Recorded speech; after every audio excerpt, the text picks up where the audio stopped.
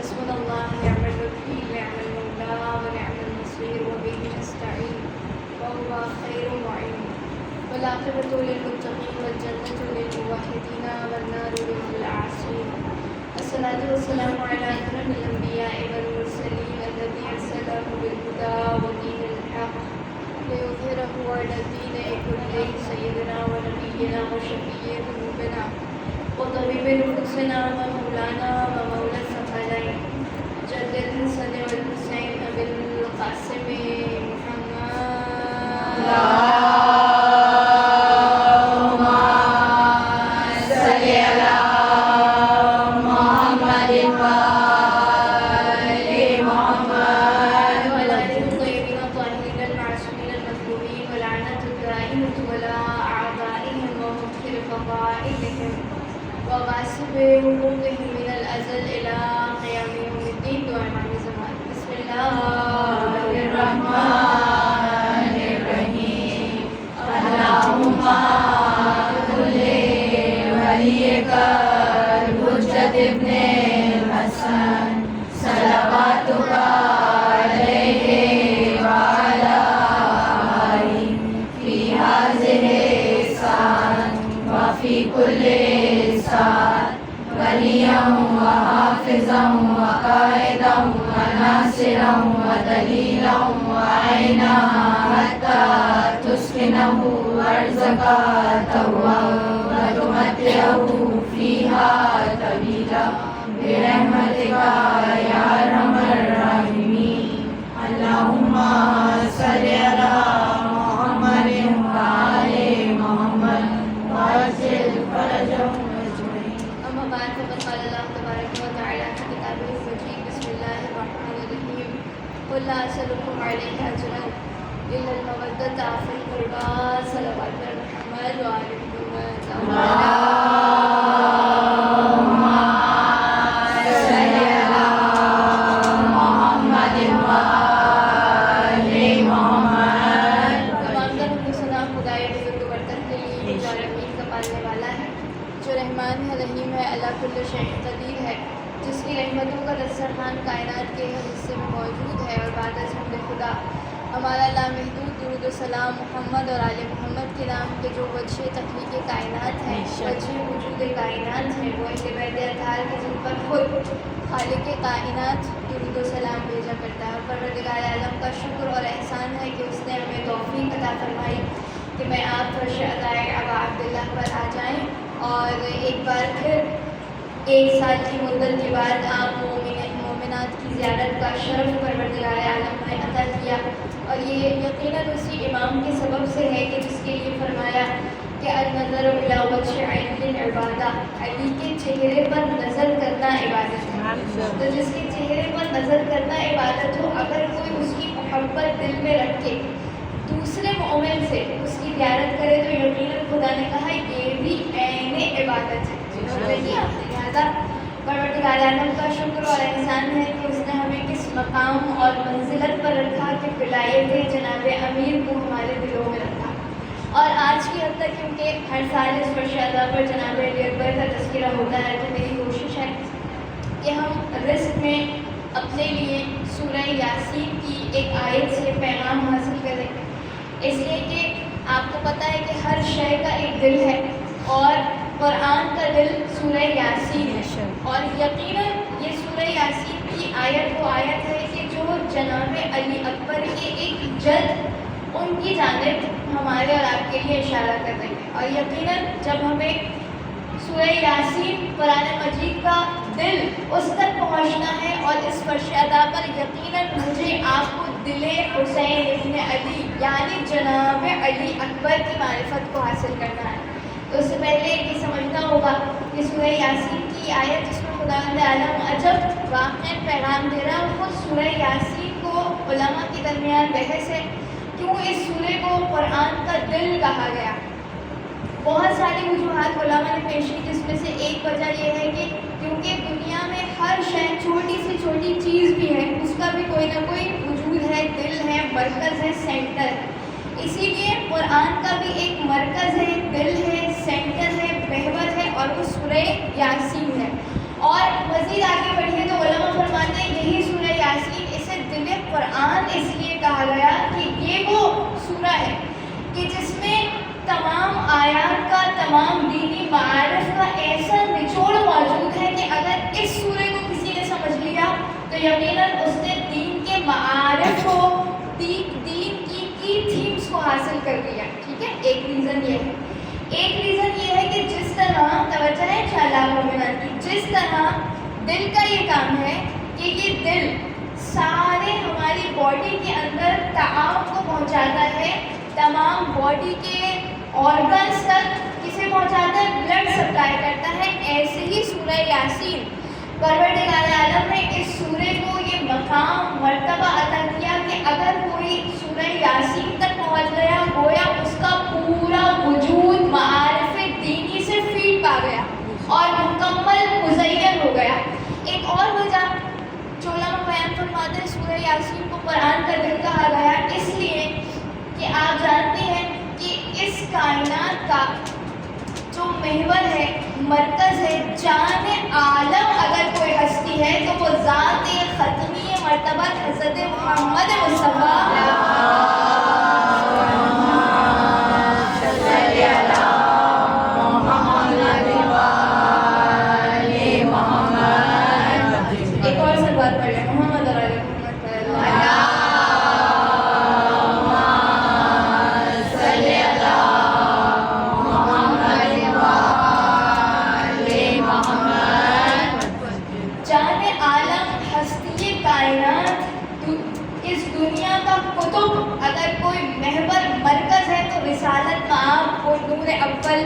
وہ کمال اول، وہ صاحب الاولاد، وہ وجہ وجود کائنات کے خدا جس کے پسینے سے گلاب کو خلق کر کے اسے معطر بنائے، اسے محمد مصطفیٰ کہتے ہیں.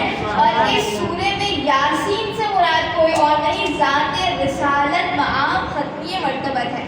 اس لیے فرمایا کہ اس سورے کو یعنی قرآن کا دل کہا گیا اسی لیے کیونکہ اس سورے میں ختمی مرتبت، رسالت معام کا ذکر ہے، تذکرہ ہے. ان کے اعزاز میں خدا نے اس سورے کو نازل کیا، اسی لیے فرمایا یہ سورہ قرآن کا دل ہے.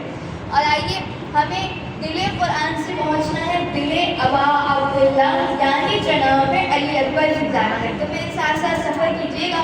اور اسی لیے اس قرآن مجید میں سورہ یاسین کی ایک آیت ہے جس میں خدا تعالیٰ واقعاً عجب پیغام دے رہا ہے. اور یہاں مومنات موجود ہیں، آپ کو چاہیے کہ قرآن کی یہ داستانیں اپنے بچوں تک منتقل کریں. ایک شخص ہے جس کا نام حبیب نجار ہے، بظاہر کارپینٹر ہے، لیکن خدا نے اسے یہ مقام، مرتبہ عطا کیا کہ سورہ یاسین میں تمام متقین کا تاج یعنی سورہ یاسین کی شان جس مومن کو قرار دیا وہ حبیب نجار ہے. لوگ سوال کرتے ہیں اس حبیب نجار نے ایسا آخر کیا کیا کہ پروردگار عالم نے تا قیامت تک سورہ یاسین میں حبیب نجار کے کام کو، نام کو ثبت کر دیا اور قیامت تک لوگ اس کا ذکر کرتے رہیں گے اور ہدایت پاتے رہیں گے. کیا ایسا کام تھا؟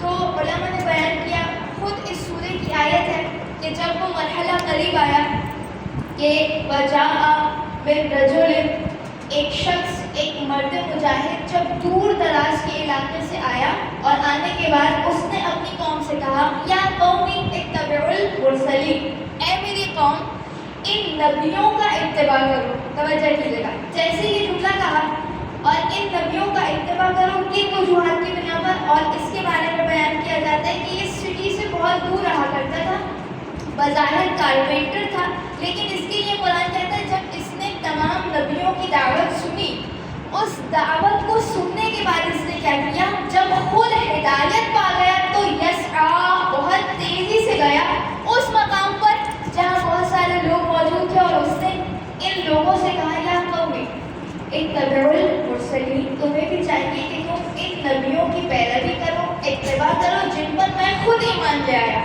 اب سوال، تم مجھ سے یہ سوال کرو گے کہ تمہارے اندر جو ایمان کی کیفیت آئی، اس نے خود کوئسچنس کو ریز کیا، تم مجھ سے پوچھو گے تم ایمان کیوں لائے ان نبیوں پر؟ تو یہ شخص کہتا ہے 4 وجوہات اسی سورہ یاسین میں عام طور میں پڑھتے ہیں کہ پہلی چیز تو یہ ہے کہ جب یہ مجھے دعوت دیتے ہیں، اس دین کی جانب بلاتے ہیں، تو بلانے کے بعد یہ مجھ سے کوئی اجر طلب نہیں کرتے. یہ کہتے ہیں بھائی نہ کسی رشتہ داری کی بنیاد پر، نہ کسی اور وجہ کی بنیاد پر، بلکہ ہم تمہیں دین کی دعوت دے رہے ہیں. کیوں؟ تاکہ تمہیں ایک اچھا لائف اسٹائل مل جائے، تاکہ تم گمراہی سے نکل کر نور کی جانب آ جاؤ، تاکہ تم ضلالت اور تاریکی سے نکل کر ایک ایسی منزل کی جانب آ جاؤ جہاں تمہاری عاقبت بخیر ہو سکے، تمہیں جنت کی بلندی تک پروردگار عالم معراج کرا سکے. تو پہلا ریزن کہتا ہے، پہلی دلیل یہ ہے. اور علماء فرماتے ہیں یہ وہ شخص ہے کہ جب لوگ اس پر ظلم کر رہے ہیں نا، تو اس نے کسی اور چیز کا سہارا نہیں دیا، بلکہ بہت محبت سے، پیار کے ساتھ، استدلال کے ساتھ، لاجک کے ساتھ اپنے دلائل کو بیان کیا. یعنی آپ دیکھیے قرآن میں جب دعوت اسلام دی جاتی ہے تو کس انداز سے تمام چیزوں کے لیے لاجک ہے، دلائل ہے، بنیاد ہے، اور اس کے ریزنس ہیں، اور کس لاجک کی اور کس منصب کی بنا پر ہم اور آپ دین اسلام میں داخل ہوئے ہیں. آپ کربلا میں دیکھیے جتنے اصحاب باوفا ہیں نا، آپ نافع بن ہلال کا جملہ پڑھتے ہیں، جب جناب ابا عبداللہ کے اصحاب کے بارے میں تذکرہ ہوتا ہے تو جناب نافع کا ایک جملہ ہے، اور وہ بہت معنی خیز جملہ ہے، بہت معنی خیز تعبیر ہے. جناب نافع کہتے ہیں مولا ابا عبداللہ آپ کہتے ہیں ہمارے اوپر سے اپنی بیعت کو اٹھا لیں آپ، تو ایسا ہرگز نہیں ہے. اور پھر ان کا جواب وہ جملہ کہتے ہیں اِنَّ عَلَىٰ نِيَّاتِنَا وَبَصَائِرِنَا، اے مولا ابا عبداللہ ہم آپ سے کسی رشتہ داری کی بنیاد پر نہیں، بلکہ اِنَّ عَلَىٰ نِيَّاتِنَا وَبَصَائِرِنَا، ہم اپنی بصیرت کی بنیاد پر، ہم اپنی نیتوں کی بنیاد پر آپ کے کاروان میں شامل ہیں، کسی رشتہ داری کی بنیاد پر نہیں. ہمارے پاس لاجک ہے، منطق ہے، دلیل ہے.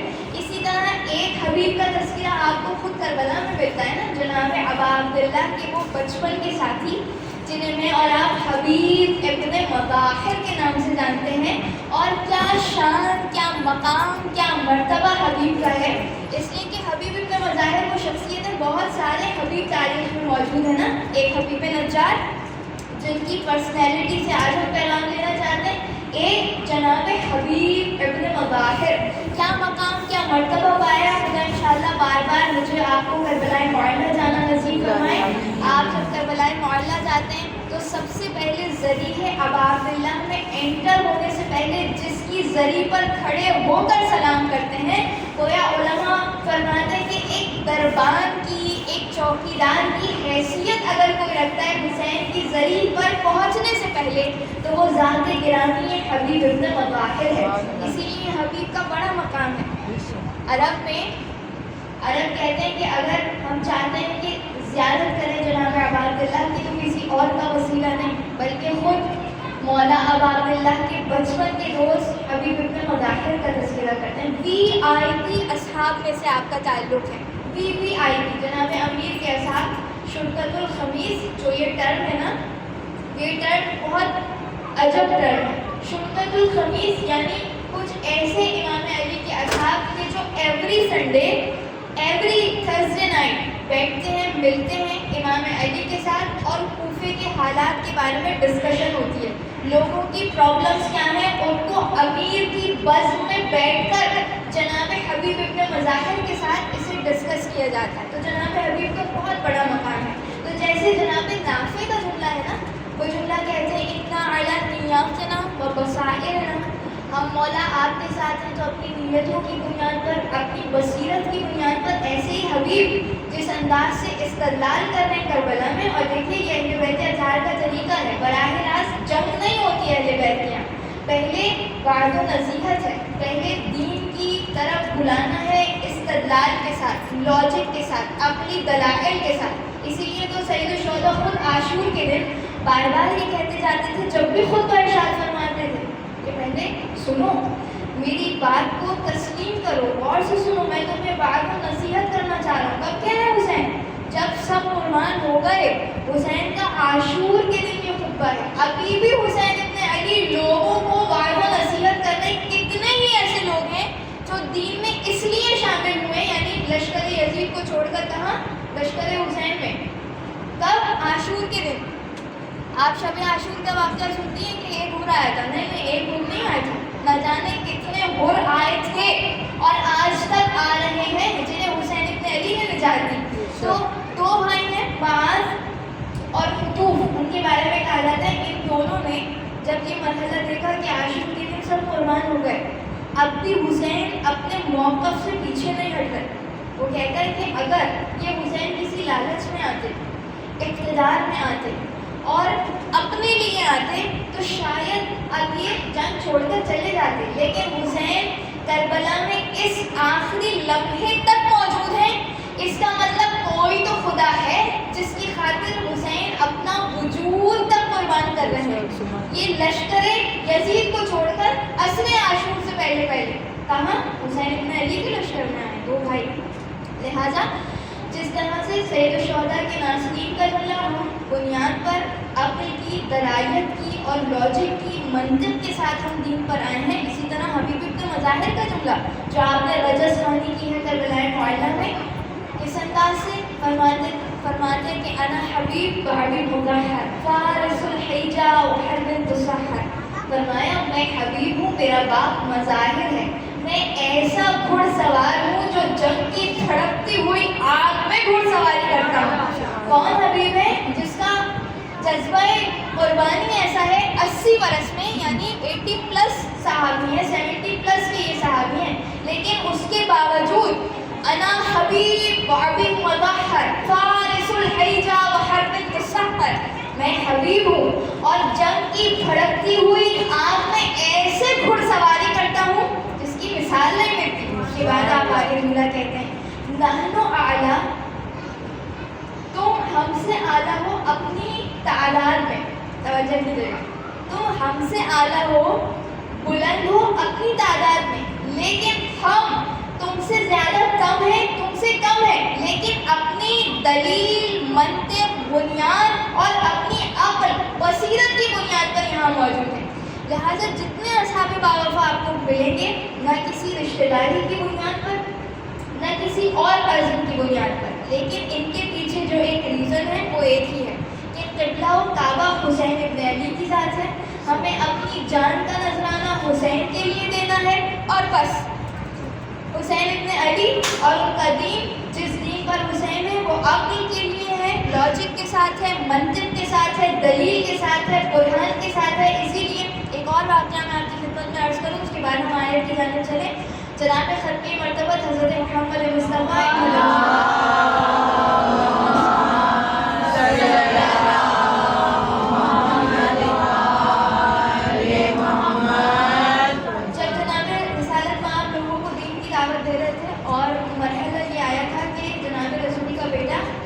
وفات پا گیا تھا. آپ جانتے ہیں نا، دو بیٹے اللہ نے رسول خدا کو دیے تھے اور دونوں ہی وفات پا گئے. تو جب ایک بیٹا ان کی وفات ہوئی تو سورج کو گرہن لگا. توجہ کیجیے گا، سورج کو گرہن لگا. جیسے گرہن لگا تو رسول اسلام نے کے پاس لوگ آئے اور آ کر کہا کہ دیکھیں، آپ ہمیں لگتا ہے کہ یقیناً آپ ہی سچے رسول ہیں، اس لیے کہ آپ کے بیٹے کا انتقال ہوا، سورج کو گرہن لگا. اس وقت رسول اللہ یہ کہہ سکتے تھے ہاں اسی لیے ہوا، لیکن نہیں، رسول نے کہا میں دین ایسے ہی نہیں، منطق، عقل، لاجک، استدلال کی بنیاد پر اسلام کو پھیلا ہوا، کسی تلوار سے نہیں، کسی تیر سے نہیں. اور اس وقت آپ نے فرمایا کہ یہ زمانے کا نظام ہے اور دنوں رات کی گردش سے کبھی ایسا ہوتا ہے کہ سورج کو گرہن لگتا ہے، لیکن اس کا کوئی تعلق میرے بیٹے کی موت سے نہیں ہے. تو جب رسول اللہ نے اس جملے کو ارشاد فرمایا، کتنے ایسے لوگ تھے جو مسلمان ہوئے اور کہتے ہیں کہ اشہد ان لا الہ الا اللہ و اشہد ان محمد رسول اللہ، یقیناً یہی سچا رسول ہے جو ہمیں کسی اور طرح سے نہیں بلکہ منطق، دلیل کے ساتھ دین اسلام کی دعوت دے رہا ہے. حبیب نجار وہ شخص کہ جو لوگوں کو بلا رہا ہے کس انداز سے، عقل کے ساتھ، دلیل کے ساتھ، منطق کے ساتھ، لاجک کے ساتھ. اور 4 دلائل آپ سورہ یاسین میں پڑھتی ہیں. اور وہ کیا دلیل؟ پہلی دلیل وہ کہتا ہے کہ ہماری پہلی دلیل یہ ہے کہ ہم تو تمہیں ان رسولوں کی جانب دعوت دے رہے ہیں، ان رسولوں نے نہ ہم سے کوئی اجر مانگا، نہ ان کی کوئی رشتہ داری کسی سے ہے، کسی رشتہ داری کی بنیاد پر نہیں، بلکہ یہ ہمارا بھلا چاہتے ہیں، ہم سے نیکی کرنا چاہتے ہیں، اس لیے میں ان پر ایمان لایا اور تمہیں بھی دعوت دیتا ہوں. اور پھر فرمایا دوسری دلیل یہ ہے وَهُمْ مُهْتَدُونَ، یہ خود ہدایت یافتہ ہیں، یعنی قبل اس کے کہ یہ کہیں تم اس پر عمل کرو، یہ خود اس پر عمل کیے ہوئے ہیں، یہ سچے نبی ہیں، لہٰذا میں ان پر ایمان لایا۔ اور پھر فرمایا تیسری دلیل یہ ہے کہ میری عقل، میری فطرت مجھے خود اس بات کی دعوت دیتی ہے، اور وہ دعوت کیا ہے کہ جس نے مجھے پیدا کیا ہے، جو مجھے سننے والا ہے، جو رحیم ہے، جو کریم ہے، جو غنی مطلق ہے، جس رب نے مجھے پیدا کیا ہے تو میں اس رب کی عبادت کیوں نہ کروں۔ توجہ کیا آپ نے؟ یہ سورہ یاسین کے پیغام حبیب نجار کی اسٹوری میں۔ اس کے بعد یہ کہتا ہے اور پھر جب اس خدا نے مجھے خلق کیا جس کی جانب دعوت کی یہ تمام نبی دعوت دیتے ہیں، اس خدا ہی کی جانب ہمیں پلٹ کر جانا ہے۔ ہمارا مبدا بھی خدا ہے، ہمارا معاد بھی خدا ہے، یعنی الا من این الی العین، یعنی کہاں سے کہاں تک جانا ہے، رب اکبر کی طرف سے آئے ہیں اور اسی کی جانب لوٹ کر جانا ہے۔ اور پھر درمیان میں جتنے عقائد ہیں وہ تمام عقائد کا نچوڑ یہ پیش کر کے کہتا ہے جب اس نے دعوت دی، اس دعوت کے نتیجے میں کیا ہوا؟ قرآن کے الفاظ ہیں وہ ارجلہم، یعنی جب یہ دعوت دے رہا تھا دین اسلام کی تو لوگ آئے اور آ کر لوگوں نے کیا کیا، بجائے اس کے کہ اس کی دعوت کو قبول کرتے، لوگوں نے اپنے قدموں سے اور اپنی لاتوں سے اس کا استقبال کیا حبیب نجار کا۔ اور جیسے استقبال کیا، اتنا مارا، اتنے حملے کیے، اتنا اسے سنسار کیا کہ وہ وہیں پر شہید ہوا۔ اور جب شہید ہوا تو علل اعلان کہتا ہے انی آمنت بربکم، اے نبیوں سن لو، اور اے جتنے لوگوں تم یہاں موجود ہو تم بھی سن لو، میں اللہ اور اس کے دین پر ایمان لے آیا۔ اور اس کے بعد قرآن کے الفاظ ہیں، روایات کا یہ پیغام ہے کہ جب یہ جنت کی جانب لے جایا جا رہا ہے نا تو ابھی بھی قرآن کہتا ہے، یہ کہتا ہے یا لیت قومی یعلمون، اے کاش میری قوم کی بات سمجھ جاتی کہ پروردگار اعظم نے اس دین کے بدلے میں مجھے کس معراج اور بلندی پر رکھا، اور اتنی اوج بلندی پر رکھا، نہ صرف یہ کہ میرے گناہوں کو معاف کیا بلکہ فرمایا کہ وجعلنا من المکروبین، پروردگار عالم نے مجھے تاج کرامت عجب پروٹوکول کے ساتھ جنت میں میرا استقبال کیا۔ یعنی جاتے جاتے جذبہ ہمدردی، اے کاش یا لیت قومی یعلمون، کاش ان لوگوں کو پتہ چل جاتا۔ اور اس آیت کے بہت سارے پیغامات، لیکن سب کو چھوڑتے ہوئے یہ جو عزاداری میں اور آپ کرتے ہیں نا، اس عزاداری کی بنیاد، اس عزاداری کا فلسفہ اس آیت میں موجود ہے۔ ظالم کا تذکرہ، مظلوم کا تذکرہ، اس کے بعد ظالم کے لیے جس انداز سے پروردگار عالم نے اس کے اجر، مظلوم کے لیے اجر اور ثواب کو بیان کیا، وہ بہت قابل غور ہے۔ اور صرف مظلوم کا تذکرہ نہیں، مظلوم کا مقصد حیات اسے پروردگار عالم نے، اور ہماری عزاداری سے پہلے خود قرآن مجید جس انداز سے مجھے اور آپ کو اس عزاداری کی جانب دعوت دے رہا ہے، یہ ہم آپ جو عزاداری کر رہے ہیں قرآن کے عین مطابق ہیں۔ سب سے پہلے خود پروردگار عالم قرآن میں ظالم مظلوم کا تذکرہ کر رہا ہے، ازل سے یہی ہے اور ابد تک یہی رہے گا۔ اسی لیے پروردگار عالم اور علماء فرماتے ہیں جتنی عزاداری فرش ادا کی مجلس محافل، وہ سب کا فلسفہ اگر آپ کو سمجھنا ہے تو اس ایک آیت میں موجود ہے۔ اب آئیے اس آیت کا تعلق جناب علی اکبر کے جد امجد سے کس انداز سے بنتا ہے کہ جناب علی اکبر کے جد جناب عروہ ابن مسعود، ان کے بارے میں کہا جاتا ہے نبی ہجری میں اسلام لائے۔ جب یہ اسلام لائے، اسلام لانے کے بعد انہوں نے اس مرحلے کو پایا کہ رسول کی خدمت میں جب اسلام قبول کیا، توجہ ہے آپ کی سے بات پڑھ رہے ہیں محمد اور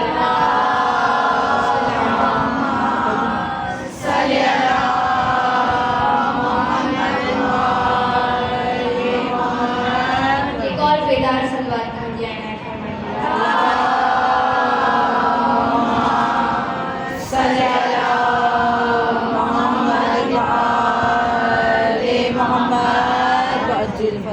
جناب عروہ ابن مسعود، ان کے بارے میں کہا جاتا ہے کہ نبی ہجری میں یہ اسلام لائے۔ جیسے اسلام لائے تو رسول اللہ سے کہا کہ مجھے جانے دیں طائف، اور میں طائف جاؤں گا، وہاں جا کر دین اسلام کی دعوت دوں گا۔ رسول نے منع کیا، کہا جائے گا تو شہید ہو جائے گا، لیکن یہ گئے۔ جیسے ہی گئے تو پہلی ہی تبلیغ میں ایک پہاڑی پر کھڑے ہو کر جب انہوں نے اور عروہ ابن مسعود نے ثقفی قبیلے سے آپ کا تعلق، اور جب یہ پہاڑی پہ چڑھ کے تبلیغ کرنے لگے تو روایتوں کے الفاظ ہیں کہ پہلی ہی تبلیغ میں کسی نے ان کے گلے پر تیر مارا اور یہ وہیں پر شہید ہوئے۔ جب رسول نے یہ خبر سنی، توجہ، جب رسول نے یہ خبر سنی کہ عروہ ابن مسعود ثقفی کی شہادت ہو گئی ہے، ایک سلوات پڑھیں، تھوڑا تھوڑا آگے آ جائیں، اللہ آگے آگے ہو جائے سب آگے آگے تھوڑا سا آگے بارے دیگر بلندر نعرہ صلوات۔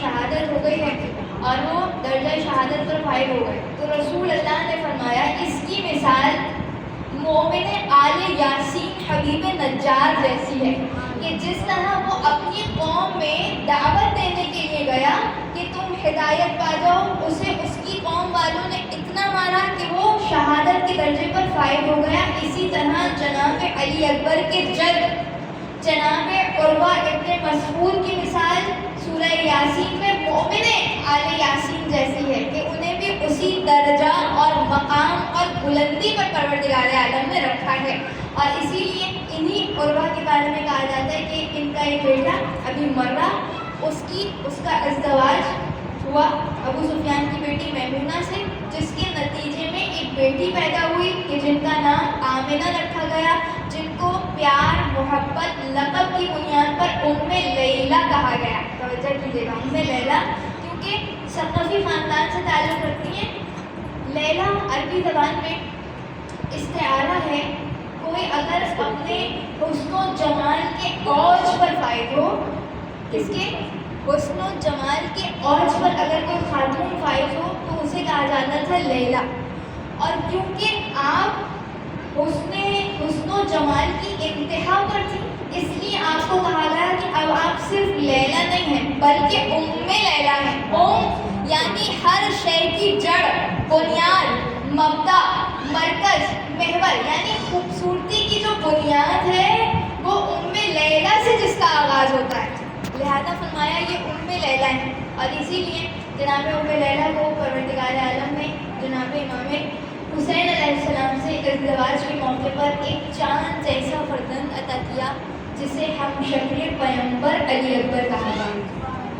ہم سورہ یاسین سے چلے، قرآن کا دل یاسین، اور کوئی جاننا چاہے کہ حسین کا دل کون ہے تو وہ ذات گرامی علی اکبر علیہ السلام، حسین ابن علی کی جان، حسین کا جگر، اور اسی لیے جناب علی اکبر کے بارے میں کہا جاتا ہے کہ جب جناب علی اکبر کی ولادت کا دن تھا نا، تو ماں رویا الا ابا عبداللہ الحسین افرح غالب اليوم، تاریخ میں یہ جملہ ہے کہ حسین کو علی اکبر کی ولادت والے دن سے زیادہ کسی اور دن اتنا زیادہ خوش اور مسرت بھرا نہیں دیکھا گیا کہ جس دن سے پہلے جناب علی اکبر کی ولادت سے پہلے، یعنی اس دن آپ اتنا خوش تھے، محو مسرت تھے کہ جب جناب علی اکبر کی ولادت ہوئی۔ تاریخ میں اور بھی اولادیں ہیں امام حسین کی، لیکن کہیں نہیں یہ جملہ ملا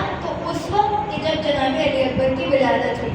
اسی لیے جب جناب حسین ابا عبداللہ علی اکبر کو لوریاں دیتے تھے تو اشعار پڑھتے تھے، اور وہ جانتی ہیں کیا اشعار تھے؟ وہ اشعار تھے، حسین ابن علی کہتے تھے سراج و بیتی علی الاکبر، میرے گھر کا سراج یعنی میرے گھر کی روشنی علی اکبر ہے، اور پھر جملہ کہتے تھے کنز اہل بیت علی الاکبر، میرے گھر کا خزانہ، میرے اہل بیت کا خزانہ اگر کوئی ہے تو وہ جناب علی اکبر کی ذات ہے۔ اور یہی علی اکبر کہ جب سفر کا آغاز ہوا ہے، امام حسین چلے ہیں، اور بہت سارے مطالبے یہاں بیان ہو سکتے ہیں، لیکن میں سب کو چھوڑتے ہوئے جناب علی اکبر کی وہ شان، وہ مقام، وہ مرتبہ آپ تک پہنچاؤں کہ جب معاویہ نے یہ سوال کیا تھا کہ سب سے زیادہ کون ہے کہ جو حسین کے بعد خلافت کا سب سے زیادہ حقدار ہے. توجہ کیجیے بات، یعنی فضیلت تو وہ ہے نا جو دشمن کی زبان پر آ جائے. تو عمر بن عاص وہاں تھا، معاویہ کا وزیر. وہ کہتا ہے سب سے زیادہ خلافت کے حقدار تو آپ ہیں. اب ظاہر ہے اس نے بڑھوئی کرنی ہے معاویہ کی بازو میں بیٹھ کے. کہتا ہے نہیں آپ ہی خلافت کے سب سے زیادہ حقدار ہیں. تو یہ کہتا ہے حاکم شام، کہتا ہے کہ تم تو یہ کہہ رہے ہو کہ سب سے زیادہ خلافت کا حقدار میں ہوں، لیکن میں یہ سمجھتا ہوں حسین کے بعد سب سے زیادہ خلافت کا اگر کوئی حق رکھتا ہے تو وہ ہم شکل پیغمبر علی اکبر کی ذات ہے. یعنی آپ توجہ کیجئے، فضیلت وہ جو دشمن کی زبان سے جاری ہے. اور یہی جناب علی اکبر جب امام حسین کے ہمراہ سفر کر رہے ہیں تو اسی سفر کے دوران وہ مرحلہ قریب آیا کہ جب بہت سارے مقاتل پر، مقام پر، منازل پر جناب عبداللہ رکے. آپ نے مدینے سے سفر کیا مکے، اور پھر مکے سے صفا، تنعیم، اور پھر ذات عراق، حجاز کے مقام پر مختلف راہوں اور منازل پر آپ رکتے رہے. کربلا سے بہت نزدیک ایک منزل ہے جسے مقام قصر بنی مقاتل کہا جاتا ہے. اس مقام پر 2 واقعات ہوئے. ایک واقعہ جناب علی اکبر کی ذات سے ہے، ایک واقعہ عبید اللہ ابن حر جوفی کی ذات سے منسلک ہے. میں سب کو چھوڑتے ہوئے جناب علی اکبر کی ذات تک پہنچنا چاہتی ہوں. اور اس مقام پر جب وہ مرحلہ آیا کہ رات کی تاریکی ہے اور امام حسین علیہ السلام تھوڑی دیر سوئے اور آپ کو اونگ محسوس ہوئی. جب آپ دوبارہ بیدار ہوئی تو آپ نے جملہ فرمایا انا للہ و انا الیہ راجعون. جیسے ہی جملہ کہا جناب علی اکبر آپ کے بیٹے آپ کے پاس آئے. بابا یہ کون سا موقع ہے کہ آپ کلمہ استغفار بلند کریں؟ یہاں پر علماء نے ایک بحث کی ہے. وہ کہتے ہیں کہ جناب علی اکبر نے فوراً جناب حسین کے اس جملے پر سوال کیا. اس کا مطلب کہ کوئی وجود حسین کے ساتھ اگر سائے کی طرح رہتا ہے تو وہ ایک طرف علی اکبر ہے، ایک طرف عباس ابن علی. توجہ کی آپ نے؟ اور اسی لیے جناب علی اکبر نے جیسے ہی سوال کیا، سوال کے بعد جناب علی اکبر کا سوال بابا السنا اللہ، کیا ہم پر نہیں ہیں؟ تو امام حسین نے جواب دیا بیٹا بالکل، اس ذات وحدیت کی قسم، احدیت کی قسم کہ جس کے قبضۂ قدرت میری جان ہے، یقیناً ہم حق پر ہیں. ہم سے زیادہ کوئی اور نہیں ہے جو حق پر ہو. اب یہاں بھی علماء کی بحث ہے. جس طرح جناب ابراہیم خلیل خدا نے اپنے بیٹے اسماعیل سے اپنا خواب ذکر کیا تھا، اور ان سے خواب ذکر کرنے کی ضرورت کیا تھی؟ نبی یہ خدا تھے، جاتے لے جاتے اور آپ کو راہ خدا میں قربان کر دیتے. نہیں، سمجھانا چاہتے تھے کہ اپنے بیٹے کو اس ثواب میں شریک کر کے کہ بیٹا میرا اس منزل اور مقام پر آ جائے کہ اب صرف باپ کا کارنامہ نہ رہے، بیٹا بھی اس میں شامل ہو کہ صرف باپ نے قربان ہوا ہے تو اپنی فکر اور اپنے شکر اور اپنے مقام صبر کے ساتھ جناب ابراہیم کے ساتھ. اور اسی طرح جناب حسین ابن علی نے جناب علی اکبر سے سوال کیا کہ بیٹا، علی اکبر جیسے ہی سوال کرتے ہیں کہا بابا پھر ہم پر فرق نہیں پڑتا کہ موت ہم پر جا کے یا ہم موت پر جا کے. یعنی یہ جملہ جناب علی اکبر کا بیان فرما رہا ہے کہ اس کارنامے میں اگر ذات علی اکبر شریک ہے تو وہ اس بنیاد پر نہیں کہ وہ باپ ہیں اور وہ بیٹے ہیں. بیٹے نے باپ کے لیے اپنی جان دی تو راہ حق، راہ ولایت، راہ امامت، مدافع امامت، جیسے حبیب نجار مدافعین بن کے چلے تمام نبیوں کے، اسی طرح جناب علی اکبر امامت کے محافظ، مددگار، ناصر، معین، یاور بن کر چلے. خدا انشاءاللہ بار بار ہمیں آپ کو کربلائے معلیٰ جانا نصیب فرمائے. جب آپ جائیں جناب علی اکبر کی قبر پر تو امام جعفر صادق علیہ السلام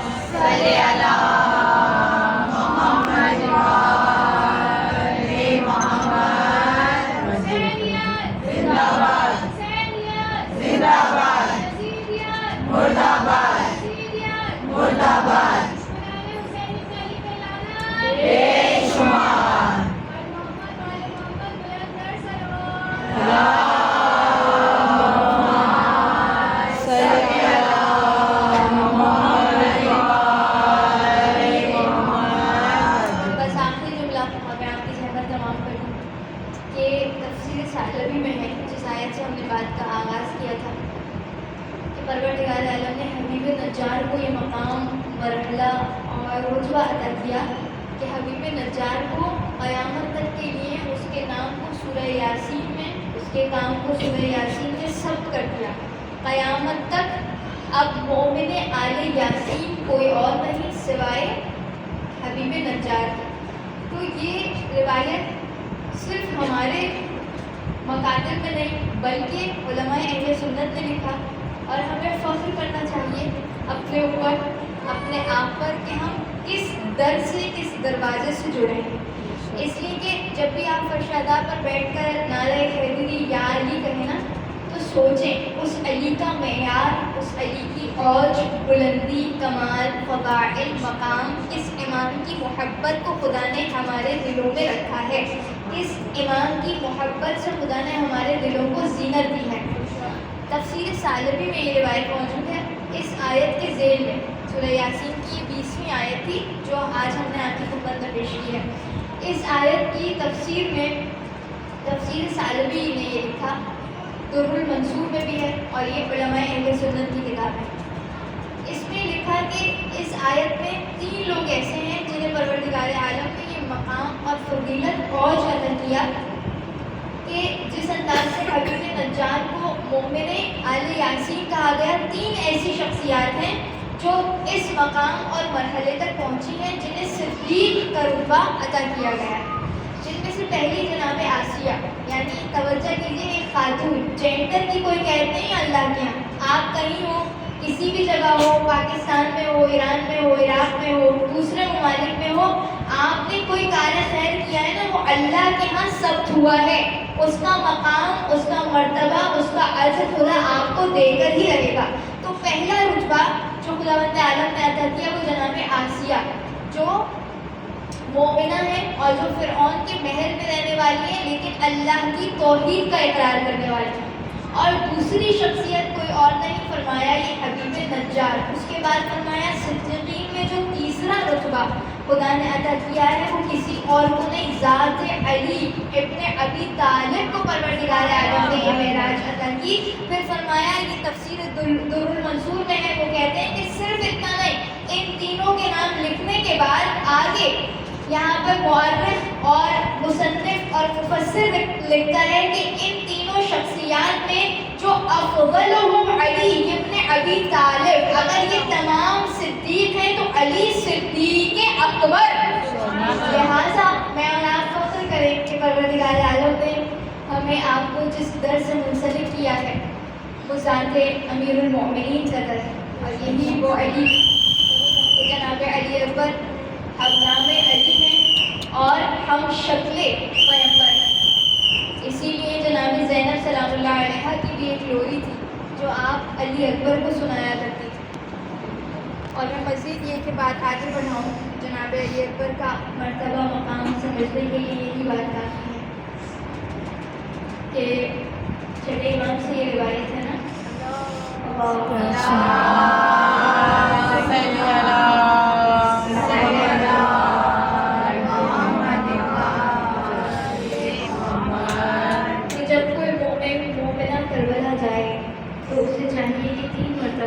اپنا رخسار علی اکبر کی قبر کیجیے اور 3 مرتبہ جناب علی کو سلام کیجیے.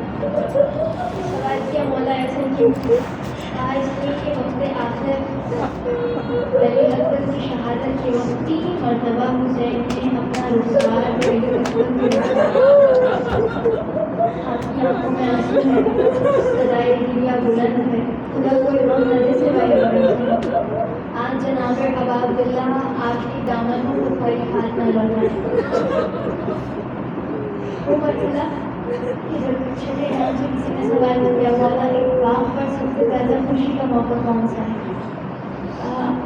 سوال کرنے والے ایک باپ پر سب سے زیادہ خوشی کا موقع وہ ہے کہ جب اس کا بیٹا اس کی آنکھوں کے سامنے جوان ہے.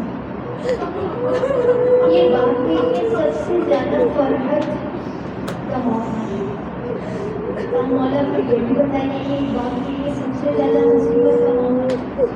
راوی کہتا ہے اب امام نے جواب نہیں دیا، اپنا رخ کربلا کی جانب کیا. السلام علیکم